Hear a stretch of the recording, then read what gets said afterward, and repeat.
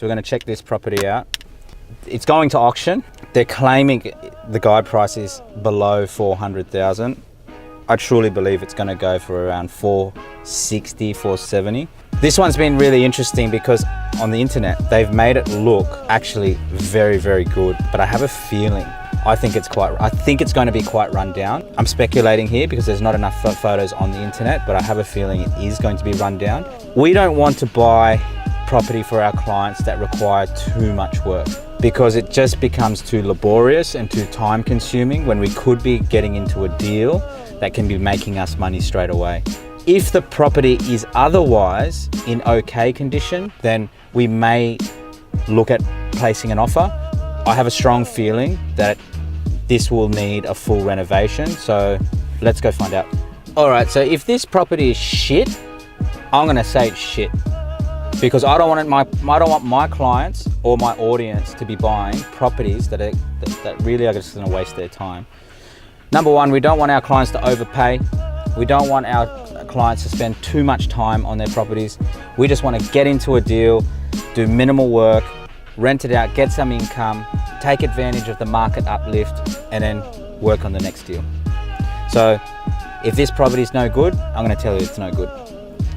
Was it number 15? 13. No, shit, well, it's not this one then.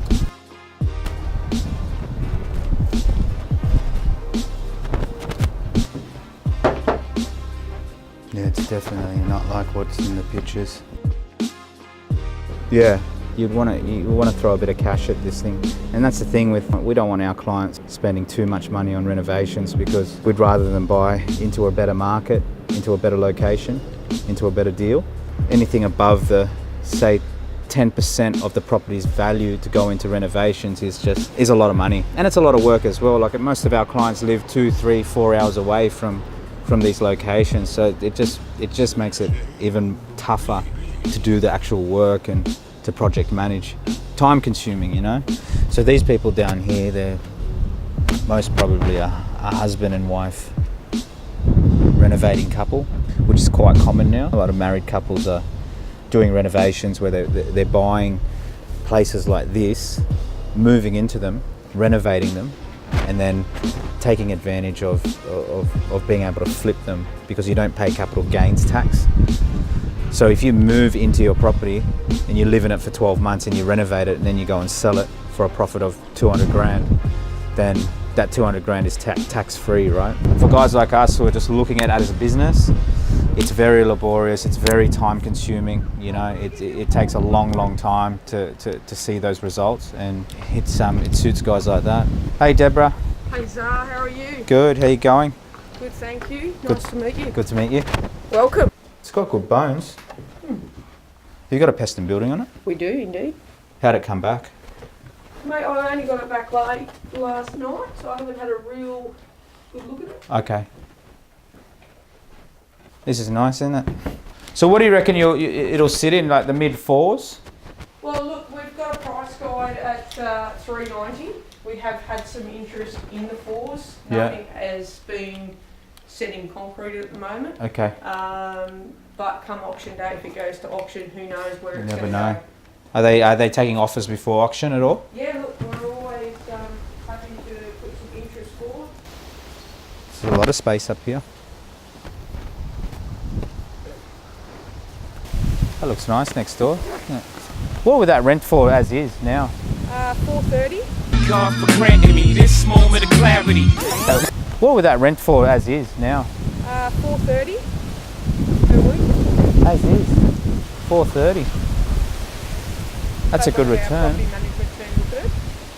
And as is, you're looking about $430, and then it's depending on the renovation, anywhere, $450, depending on what you do. Yeah. Look, I can think of one client that would be interested in this. He's in this range with a return at say $430 as is.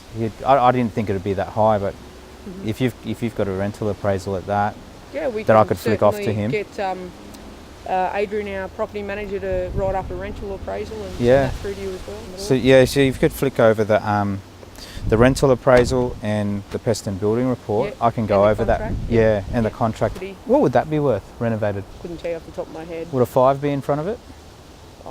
mate. Yeah, no, it's more so just so I can go back to my client and just Yeah. say this next door is renovated. It's worth 500 grand or whatever. You Yeah. know, at least it'll give them a good indication of, Yeah. you know, Yeah. are they getting a good deal here or Yeah. not? You know, so. Yeah, sure. All right, well, we'll do some research and Yeah, no problem. we'll come back to you. Yeah. Thanks for your time. Really No appreciate problem it. at all. Look at that, right next door. Well, I'm going to find out how much that's worth. So I actually like this property. I thought I wasn't going to like it. Okay, so what we found is that this unrenovated property here will potentially go for mid 400s, right? It's in a beautiful street. It has a great aspect. It's got beautiful views. It's in the good part of this suburb, and right next door, a similar property was renovated, and now that property is worth about 550, 560. If that's what's happening in this street, then that means that this property here has the potential to be worth that much as well. I still have to look at the pest and building report, but on face value, it doesn't look like it requires that much work. If it rents for already $430 a week, and let's say we were to be able to get this property around 440 to 450K, that means that if we just put a little bit of money into it, we'll be able to catch up to properties like this one next door. So this property is a good example of buying the worst property in the best street. By buying the worst house in the best street, what you're doing is you're basically piggybacking off every other property in the street to do all of the heavy lifting while you just sit back and let the market do all the work. What we want to do is we want to get these properties that are the worst houses on the best streets at an affordable price point, so we're not paying a premium.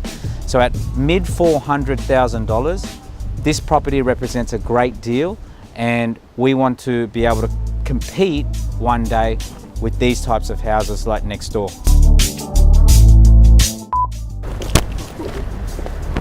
That's it!